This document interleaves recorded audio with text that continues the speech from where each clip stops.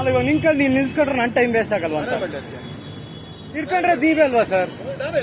ಅದಕ್ಕೆ ಇವಾಗ problem solve ಮಾಡ್ಬೇಕಾದ್ರೆ ಯಾರು ಮತ್ತೆ ಮಾಡ್ಬೇಕಲ್ವಾ? ನಾನು ಏನು ಕೇಳ್ತಾ ಇಲ್ಲ ಸರ್, ಬೇರೆ ಏನು ಕೇಳ್ತಾ ಇಲ್ಲ. ಅಲ್ಲಿ ಕೇಳ್ಕೊಂಡ್ರೆ ಯಾರು ಅಟ್ಲೀಸ್ಟ್ ಇವ್ರು ಕಳ್ಸಿ ನಾನು ಜೊತೆಗೆ ಹೋಗ್ತೀನಿ ಸರ್. ಇದು ನಂದಲ್ಲ ಕೇಸು. ನನ್ನ ಜೊತೆ ಅವರವರು ನೀನು ಹೋಗು ಸ್ಟೇಷನ್ಗೆ, ಅಲ್ಲಿ ನೋಡು, ಸ್ಕ್ರೀನ್ ನೋಡು, ಬಂದು ಕಟ್ಟು, ಇಲ್ಲ ಅಂದ್ರೆ ನನ್ನ ಮೇಲೆ ಚಾಲೆಂಜ್ ಮಾಡು, ಹೋಗು. ಇವಾಗ ನಂದು PDF ಪ್ರಕಾರ ಏನೈತೆ ಅದನ್ನ ಹಾಕಿದ್ದೀನಿ ನೋಟಿಸ್, ಬೇರೆ ಏನು ಹಾಕಿಲ್ಲ ನಿಮಗೆ. ಅರ್ಥ ಆಯ್ತಾ ನಾವು ಹಣೆಯ ಅಷ್ಟೇ ಸರ್. ನಾನು ಹೇಳ್ತಾ ಇದ್ದೇನೆ, ನನಗೆ ಪ್ರೂಫ್ ಕೊಡಿ, ನಾನು ಕಟ್ಟು. ಪ್ರೆಸೆಂಟ್ ಏನಿದೆಯಾ ಪ್ರೆಸೆಂಟ್ ಬೇಕಾದ್ರೆ ನಾನು ಬರೋದಿಲ್ಲ, ನೀನು ಹೋಗಲ್ಲಿ. ನನ್ನ ಹೆಸರು ಪ್ರೆಸೆಂಟ್ ಕೇಸ್ ಬೇಕಾದ್ರೆ ಕಟ್ಟು ಹೋಗ್ತೀನಿ. ಇವಾಗ ಕಟ್ಟಿಲ್ಲ, ನನಗೆ ಲಾಸ್ ಇಲ್ಲ.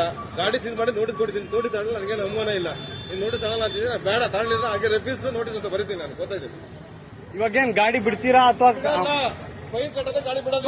ನಾನು ಇದೊಂದು ತೋರಿಸಿ, ನಾನು ಕಟ್ತೀನಿ ಸ್ಟೇಷನ್ಗೆ. ಅದು ಹೇಳಿದ್ದು ಕೇಳಬೇಡ. ಸರಿ ಬನ್ನಿ ಹೋಗೋಣ. ನಾನೇ ಬರೋಣ, ನೀನು ಹೋಗಿ ಸ್ಟೇಷನ್. ಮತ್ತೆ ನಾನು ಹೆಂಗ್ ಹೋಗಿ ಕೇಳಿ ಯಾರು ಅಂತ ಕೇಳಿ. ಏರೋಪ್ಲೇನ್ ಹೋಗು, ಬಸ್ ಹೋಗು, ತರಿಸ್ರಿ ಈಗ ಹೋಗಿ. ನಾನೇ ತರಿಸ್ರಿ. ಮತ್ತೀಗ ಇವು ಪ್ರಾಬ್ಲಮ್ ಸಾಲ್ವ್ ಹೋಗ್ಬೇಕಲ್ಲ. ಸಾಲು ಹೋಗಿ ಸ್ಟೇಷನ್ಗೆ. ನೀನು ಹೇಳಿದ ಕೇಳಬೇಡ, ಒಂದ್ಸಲ ಆನ್ಸರ್ ಮಾಡಿದ್ದೀನಿ. ಸ್ಟೇಷನ್ಗೆ ಹೋಗು, ತೋರಿಸ್ತಾರೆ, ಬಂದು ಫೈನ್ ಕಟ್ಟು, ಇಲ್ಲಾಂದ್ರೆ ನನ್ನ ಮೇಲೆ ಚಾಲೆಂಜ್ ಮಾಡು, ಹೋಗು. ಹೇಳಿದ ಹೇಳಕ್ ಹೋಗ್ಬೇಡ. ನೋಡಿ ಈ ತರ ಎಲ್ಲ ಹೇಳ್ತವ್ರೆ ಪೊಲೀಸರು. ನೀವೇ ಇದಕ್ಕೆ ಆನ್ಸರ್ ಮಾಡ್ಬೇಕು.